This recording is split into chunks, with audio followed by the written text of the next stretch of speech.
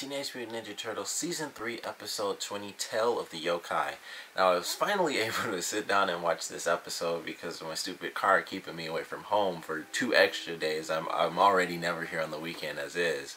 So I was finally able to sit down and watch this. I just finished the episode, and it was really fun to watch. It was a really good episode that, obviously it was time travel and stuff, so I think we all kind of knew what was going to come out of it. And I was hoping that we, of course, get even more time travel. That would have been really cool. But we get this time travel Destiny sort of episode where we get to see Master Splinter and Shredder when they have their moment where basically the, focal point of the history of the Turtles happens. And that is when Master Splinter and Shredder eventually fight, to the death, seemingly.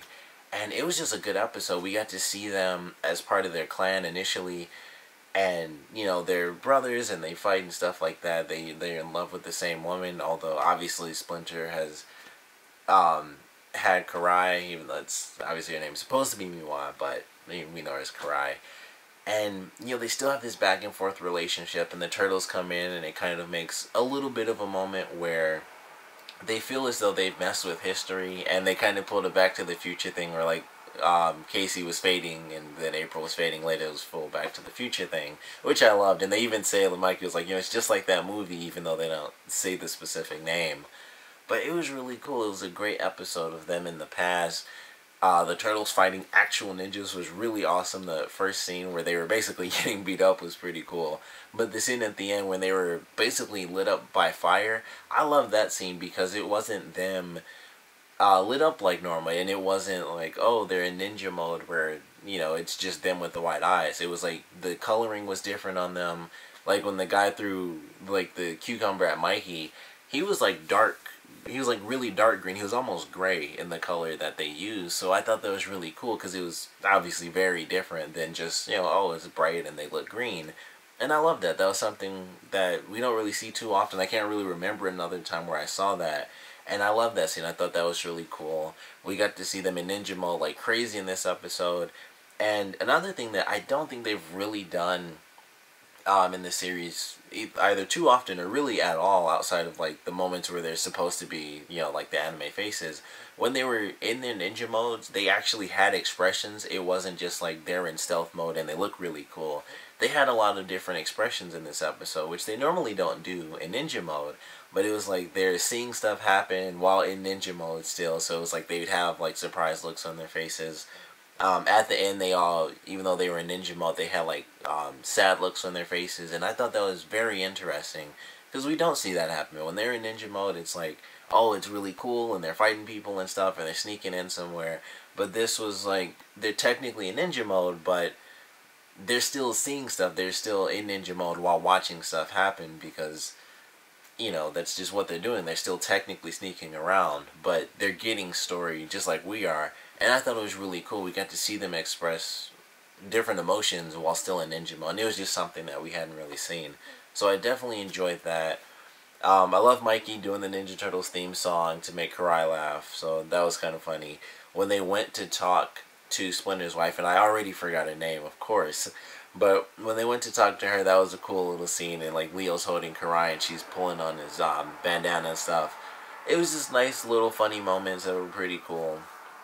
And the fact that we got to see her was really nice, and hear her talk to Splinter and Shredder and see them in their normal forms. Like we got to see Shredder, he actually showed up before anyone else did, and it's like, there's Shredder without the burnt face, without, his full Foot Clan gear and, his Shredder outfit on. It's just him. It's just him is who he used to be, Oroku Saki. And I thought that was really cool. Like we got to see him. It was kind of weird hearing the voice and seeing him in his normal way, because it's like when he's in the super deep voice, it's like, oh, well, it's Shredder. It's, he's not exactly mysterious because we all know who Shredder is, but he's the guy in the mask. It's almost like a Darth Vader thing. It's like, well, it could be whatever voice you want. You can't really see his face. But when it's just like, oh, he's just walking around and stuff, and it's that super deep voice, it's like, it looks weird. It's almost unsettling a little, because it's like the super deep voice that we know of the Shredder, and it does change a little. After he gets burnt, it is a bit deeper, and that was something I noticed, even though it was basically like one line that he gives after getting burnt. And I was like, oh, that's kind of cool. It does change a little bit, but it is still the same guy, obviously doing the character. So it's kind of funny seeing that. And for Master Splinter, it was the same thing, and he sounded very different to me. And I mentioned this before that there have been separate times where it sounded like Master Splinter was played by different people, but I think this was just, him in his human form. He was different, and he was 16 years younger, and also, in human form, so it was very different. And, when he comes in, we get to see him with the fan, which is actually really cool. And he's actually joking around and stuff, and he's really silly and funny, and we meet his father. And they kind of move past that. Like, we don't really see what happens with his father. He's kind of, like, we get the main thing, like, oh, the house burnt down and stuff, or their clan building burns down. But we don't really see what happens with the father. One other thing that I thought kind of sucked that I wish they did more of was Shredder finding out that he was initially a part of the Foot Clan, and he was born to the leader. And he has like this whole thing where it's like, okay, I thought he's turning evil, and it's like he has this thing with Master Splinter, and I thought that was it. And then he gives the whole story, like, the Foot Clan used to be the greatest, and then they were wiped out by our clan when my father was killed, and the other ninjas were gasping and stuff. And I'm like, oh, he didn't know that. And, he finds out, and that's what ultimately leads him to fighting Master Splinter. And I thought that kind of sucks to me, because they just skipped right over it. It was like he just knew out of nowhere, and obviously he didn't before, or he did, but they kind of made it seem like he just recently found out. And it's just like, oh, well, now he's like super pissed, and he wants to redo the Foot Clan, and he has his ninjas, certain people from the clan following under him now as part of the Foot. And it was just like, oh, well, this is almost out of nowhere. Like, I didn't even think about it, in all honesty, that was how it was. And I didn't really know that. I kind of just assumed he made the Foot himself. I didn't remember. I'm sure I saw that in the 2003 cartoon, but I totally forgot that that's how his family was. And plus, that does the origins different anyway, where Splinter was never human. He was always the rat, which is actually the original story, and this one's actually the alternate, where he becomes a rat when he was initially human. But either way, I still enjoyed it. I thought it was really cool. We got to see past Splinter, past Shredder. And we find out at the end from Renette, it was like, oh, this was meant to happen because you were kind of destined to be here so that you could help Splinter live. And, time travel, cyclical, weird stuff where it's like, well, what if we screwed up and this and that and all the other crap. But ultimately, in the end, it all works out the way it's meant to. And basically, we just get to see this sad moment happened in person, and I thought it was really well done. It had great action, of course. I love the animation in this one, especially between Splinter and Shredder when they were in the house. I think when they got into the house, that was when they had like the most and best animation in the episode, because it was very fluid and they're just moving around a lot. Especially when, I think it was like when Shredder was pushing Splinter against the wall or something, and he had to like jump basically towards the camera. It was just very fluid and stuff, and it looked really cool, and the whole fight scene was really awesome. And we got to see like the old original Shredder claws and stuff, which were pretty cool. And when Splinter first caught him, I'm like, man, he's super badass. And it's like, okay, at least that makes sense, because I'm like, how the heck did he just catch those? I know, they're ninja mode, they catch katanas and stuff, which is impossible.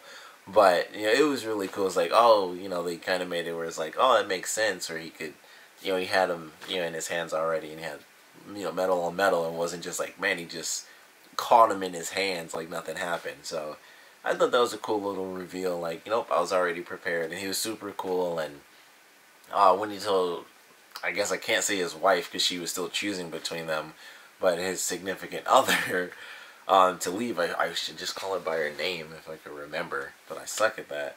But when he told her to leave, I thought it was funny how confident he was. Like, he just gave her a little smile, like, I'm too cool for this. I'm gonna win, so don't worry. And it was kind of interesting to see that he actually was gonna lose, and that's why she was killed. And I thought that was really cool. I thought that was an interesting little twist, within the story that we never knew. And it was that it wasn't just like, oh, because the story was basically they fought and the house burned down. It's always the same story. Like, they fight to the death and the house burns down, and it's almost like, oh, well, she was in the house and that's what happened. It burned down with her in it. And that's kind of how they play it. And I think that's how they initially told the story in this one too, where it's just like, we kind of fought and there was a fire while we were fighting and she died during the fire. But it was more dramatic than that. Like, she went and saved Master Splinter, and that stopped everything. It was like they both wanted to save her, and Shredder was stopped when the pieces fell on Splinter, and her, and he has the piece fall on him and it burns him, so he takes off, and he finds Karai, and that's how he lives out the rest of his life. And Splinter, obviously we find out, actually gets saved by his own sons, and he doesn't even know. And it was just really cool. It's a nice little added touch to the story that, especially for people who know, have known the story for decades, it's a cool little thing. And that's probably how it's been in several different iterations, whether it's comic books or, the other cartoons. But it was still cool to really get that emotional contact, firsthand. So it was a great little touch that they added in there. Not much interaction between the turtles and the other characters. It was meant to be that way, so I thought that was fine. But they did have their little moment where they got to kind of meet. When you think about it, they kind of met their mom in a sense, because she is really all they have is for a mother, unfortunately, and she died 16 years before they were even born. But it was really cool. I loved this episode. I wish like I said, we had more of them in the past. I wish this was like a 2-part episode. If we got like more explanation on the Shredder thing, where it was like either he was biding his time or he randomly found out, that would have been cool if there was a scene for that. And there may have been, but they had to cut it for time or something. But I feel like that was something that this episode needed. I feel like that was really the only thing it needed, was an explanation as to how long he's known, because it really seemed like it came out of nowhere. And it was like, well, if he felt this bad about it before, it's like, well, I mean, obviously it's a TV show, so they could have, made it where he decided, whenever they wanted to. But it just seemed like there was no real explanation or even any hinting to it. It was just like, I know this secret, and they killed my father, and, I want revenge. And it was just like, oh, well, there it is, and then fight. But either way, I love the episode, no matter what. It was a great one. I doubt we'll be getting any more, them in the past with, younger Shredder or, young Splinter or anything like that. But it would be interesting to see if they go back to, not as far back, and maybe Karai when she's grown up a little, and they see how she was growing as Shredder was training her to be the Karai that we know now. But I love this episode. It was a really good one. Had its sad moment, at the end. Obviously, we kind of all expected that, where they weren't going to change the entire future. But it was definitely a good one. I enjoyed it, of course. I want to know what you guys thought about it, so please comment below. Let me know your favorite parts, your least favorite parts. And with them going back and doing sort of the origin, it's almost the origin of the entire series when you think about it, because even though obviously it's the mutation, the ooze and stuff getting on the turtles that causes the turtles, it's really that big moment that leads to everything else that happened in the series. And I guess you could obviously take it back to Shredder's father even being killed, but of everything we saw in this episode, and getting to meet the characters in their old, just, I guess, classic forms. I don't know how to really describe it or categorize it, but I definitely want to know what you guys thought of how the characters were treated, as far as how they acted in the past and how they used to be, and how similar or different they are than they are now. Because I think I love the way that they did it. With Splinter, he was the joking character, but even in the episode, we saw how when he didn't believe Shredder about the turtles, it was like, oh, you saw Yokai, and he's joking with him and making fun of him. And it just makes Shredder even angrier, because he already lost the woman that he loved to, his brother, basically. And, it just made sense, and they went back and forth, and then Splinter had his moment when he saw Shredder with her in the forest. And it was like he went from that joking character to very serious, but he was still, Master Splinter. He still wanted to be brothers. He wanted everything to work, and it just couldn't.